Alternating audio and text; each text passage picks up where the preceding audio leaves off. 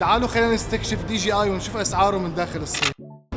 دول يمكن افضل مايكات ممكن تشتروها بحياتكم. هذا الدي جي اي المايك ميني، هذا جديد طلع، والله ما شاء الله الصراحه شيء بجنن. شوفوا هي نفس الكاميرا اللي انا بستخدمها بس الاصدار الاحدث اللي هي الدي جي اي اوزمو اكشن 5.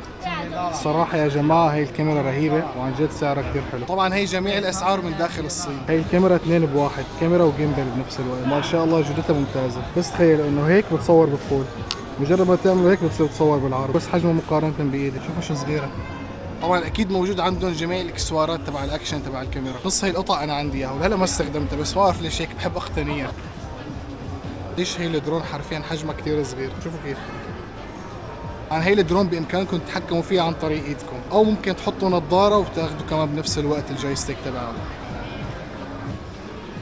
طبعا معلومه مشان الناس ما بتعرف، دي جي اي تعتبر هي الشركه رقم 1 بتصنع الدرونات بالعالم. صراحه الدرون هي اغرتني، سعرها تقريبا $380 بتصور 4K.